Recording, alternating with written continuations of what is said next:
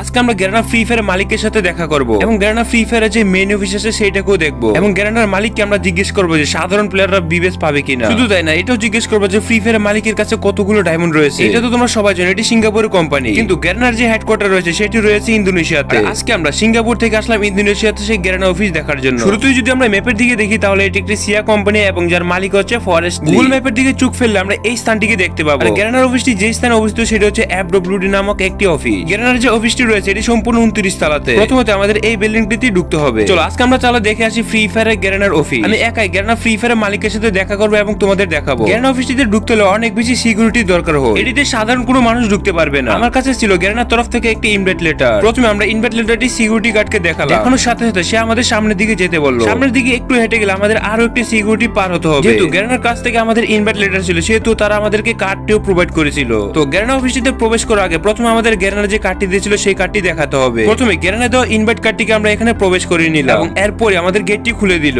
এখন আমাদের সামনের দিকে যেতে হবে 29 তলা। এই বিল্ডিংটিতে আমি সম্পূর্ণটাই নতুন, আর সেই জন্য গ্যারানা ফ্রি ফায়ার এক কর্মকর্তা আমাকে দেখিয়ে দিচ্ছে সবকিছু। ওকে, লেটস গো। আমরা অলরেডি চলে আসলাম 29 তলাতে। আর এখানে 29 তলার যে ফ্ল্যাটটি রয়েছে এটা সম্পূর্ণই গ্যারানা। আর এখন অন্য কেউ যদি গ্যারানা অফিসে প্রবেশ করতে না পারে সেজন্য আমাদের কার্ডটি দেখাতে হবে। আর এখন কার্ডটি দেখানোর সাথে সাথে আমাদের গ্যারানা অফিসটি খুলে গেল। এখানে ঢোকার সাথে সাথে দেখতে পারতেছি একজন কর্মকর্তা কাজ করতেছে। যাই হোক, তার কাজ সে করুক, আমরা আমাদের কাজ করব। প্রথমে আমাদের গ্যারানার মালিককে খুঁজে বের করতে হবে, কারণ আমাদের মেইন কাজ হচ্ছে গ্যারানার যে মালিক আছে সেই মালিককে আমাদেরকে বিবেচ দিতে পারবে নাকি না। চারদিক দিয়ে তাকালে বুঝে এই বিল্ডিংটি আসলেই অনেক বড়। এই গেটটিকে ওপেন করার সাথে আমরা দেখতে পাচ্ছি এখানে অনেকগুলো প্লে বাটন রাখা আছে। চলো দেখে আসি প্লে বাটন গুলো আসলে কোন কোন দেশের। সামনের দিকে দেখা যাচ্ছে golden play button, silver play button অনেকগুলি আছে। ও, এটা হচ্ছে ইন্দোনেশিয়ার মনে হয়। এখানে ইন্দোনেশিয়া লেখা আছে, যেখানে 1 মিলিয়ন উপলক্ষে গ্যারানাকে দিয়েছে ইউটিউব। সাথে দেখতে পাচ্ছি আরো একটি গোল্ডেন প্লে বাটন। এই যে প্লে বাটনটি রয়েছে এটি আসলে মিডল ইস্টের একটি প্লে বাটন। তখন ওই চ্যানেলে 1 মিলিয়ন সাবস্ক্রাইবার, আর তখন গ্যারানাকে এটি ইউটিউব উপহার। এখানে আমরা এটি দেখতে পাচ্ছি গ্যারানার যতগুলো অ্যাচিভমেন্ট রয়েছে সবগুলো অ্যাচিভমেন্টই রয়েছে। আর অ্যাচিভমেন্ট গুলো সামনে সাজিয়ে রাখার কারণ হচ্ছে এগুলো যাতে অন্যরা দেখতে পারে। দেখো তো মনে হচ্ছে এখানে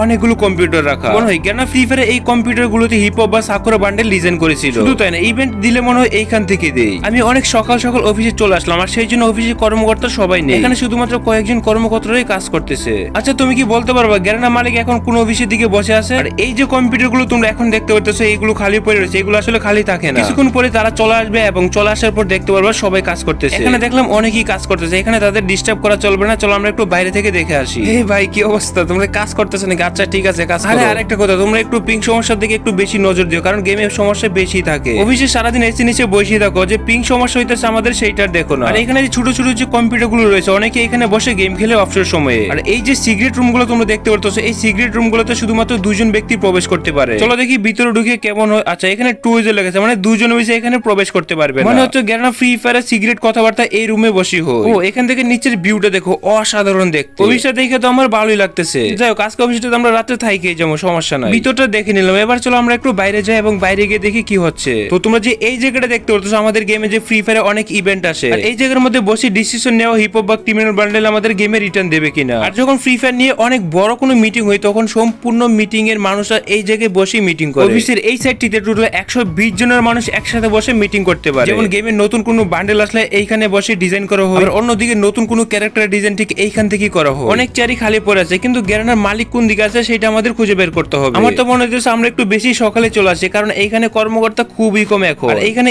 এই যে রুমগুলো দেখতে পারতেছো, এই রুমগুলোতে আসলে গ্যারানা কোন রেয়ার ইভেন্টের বাস দিয়ে দেবে সেইটাই বিবেচনা করে। হিপ হপ দেওয়ার সময় গ্যারানা এইখান থেকে ডিসিশন নিছিল আসলে হিপ হপকে সবাইকে দিয়ে দিব নাকি শুধুমাত্র কয়েকজন প্লেয়ারকে দিব। যাদের কাছে আগে থেকে হিপ হপ ছিল তারা অনেক বেশি গেমে অ্যাটিটিউড দেখায়, আর তখন চিন্তা করলো সবাইকে হিপ হপ দিয়ে দেওয়া যাক, সমস্যা নাই। যাই হোক, আমরা তো পুরো বিল্ডিং প্রায় খুঁজে ফেলতেছি, কিন্তু গ্যারানা মালিককে আমরা অনেকক্ষণ ধরে খুঁজে পাইতেছি না। আমাদের এইটা বলছিল যে অফিস টাইমে না আসলে আমার সাথে তুমি দেখাই করতে পারবে না। 29 তলায় আমাদের একটু নিচের দিকে যেতে হবে, তাহলে আমরা একটু গ্যারানা মালিকের সাথে দেখা করতে পারবো। আচ্ছা ভাই, তুমি কি জানো আসলে গ্যারানা মালিক কোন দিকে থাকে? আচ্ছা ঠিক আছে, তোমার বলতে হবে না, আমরা একটু খুঁজে বের করে নিব আসলে সে কোন দিকে আছে। চলো, হয়তো নিচের দিকে আরো নতুন কিছু দেখতে পারবো, চলো ওইগুলোই দেখে আসি।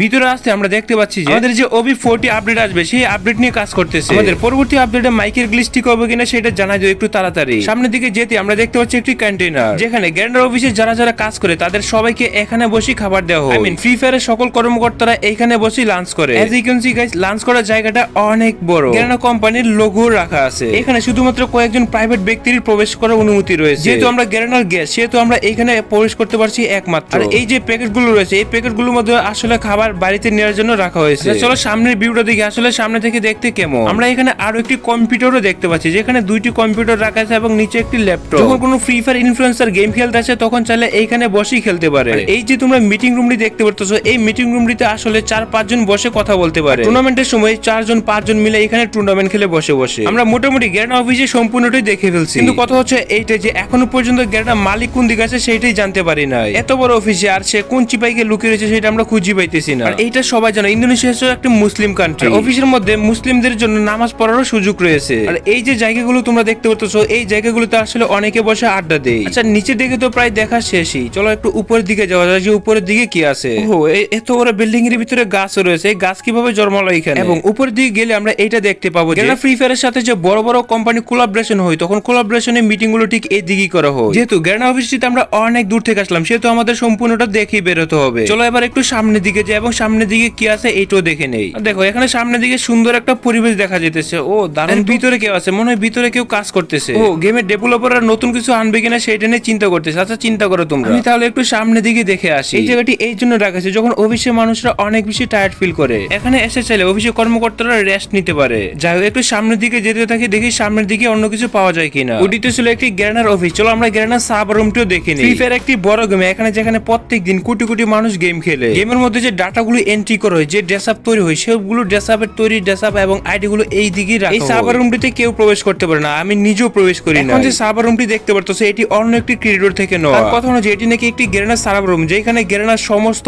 আইডি এবং ব্যান্ড আইডিও রাখা হয়। যাদের আইডি গুলো 1 বছর বা 2 বছর আগে ব্যান্ড হয়ে গেছে, তাদের আইডি গুলো নাকি এইখানে আছে। গ্যারেনা এই সার্ভার রুমটিতে শুধু তারই বড়। সার্ভার রুমটি অনেক বেশি বড় হলো তাদের যে নেটওয়ার্ক সমস্যা এখনো পর্যন্ত ঠিকই হয়নি। এই মুহূর্তে দেখতে দেখতে আমরা সার্ভার রুমটিও দেখে ফেললাম। চলো তাহলে আমরা এবার ফিরে আসি গ্যারেনার অফিস রুমে। আসলে যেটা বলতে চেয়েছিলাম, গ্যারেনা অফিসটি দেখতে আসলে অনেক বড়। এখানে যারা যারা কাজ করে প্রত্যেক দিনই অনেক বেশি হার্ড ওয়ার্ক করে গ্যারেনা ফ্রি ফায়ারের জন্য। তারা প্রত্যেক 2 মাস পর পরে আপডেট দেয়, আর সেই জন্য তাদের অনেক বেশি হার্ড ওয়ার্ক করতে হয়। গ্যারেনার প্রত্যেকটি আপডেটে নতুন কিছু নিয়ে আসে, আর সেই জন্য গেমটাকে অনেক বেশি ইন্টারেস্টিং মনে হয়। আমরা গ্যারেনা অফিসের ভিতরে গ্যারেনা মালিককে অনেক বেশি খুঁজেছি, কিন্তু তাকে আমরা কোনো জায়গায় খুঁজে পাইনি। তবে ভিডিওটা দেখার পাশাপাশি তোমরা যদি ভিডিওতে একটা লাইক দিতে তাহলে অনেক বেশি খুশি হতাম।